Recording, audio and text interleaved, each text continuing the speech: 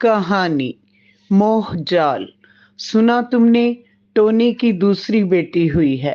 2 दिन पहले मोना ने फुसफुसाते हुए गीता से कहा। खबर में कुछ गर्मी नहीं थी।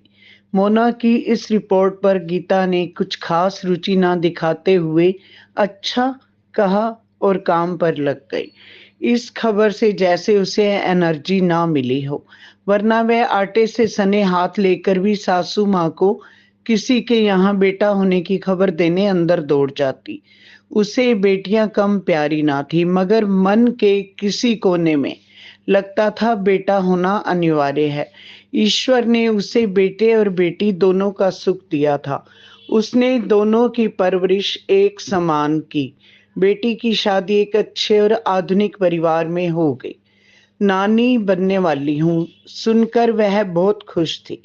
नातिन होने की खबर मिलते ही वह पति और बेटे के साथ अस्पताल पहुंची। समधन से मिलते ही बधाई देते हुए कहा, मुबारक हो, आपके घर लक्ष्मी जी आई हैं।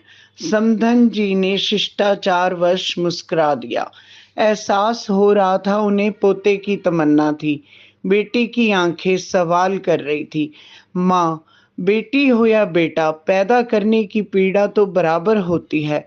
मेरे मन से पुत्र मोह जाल टूट चुका था।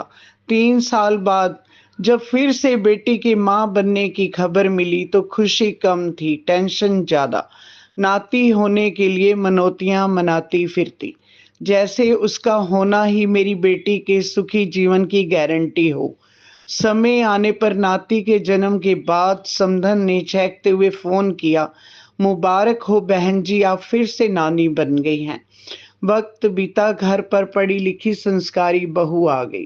वह शुभ समय भी आया जब पता चला दादी बनने वाली हूँ। जब कोई बहू को पुत्रवती होने का आशीर्वाद देता तो मुंह से यही निकलता, पुत्र हो या पुत्री, माँ बच्चा दोनों स्वस्थ रहें। शुभ घड़ी आई, गीता प्यारी सी पोती की दादी बन गई।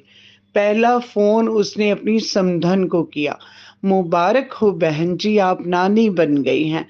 मेरे घर में लक्ष्मी जी आई हैं।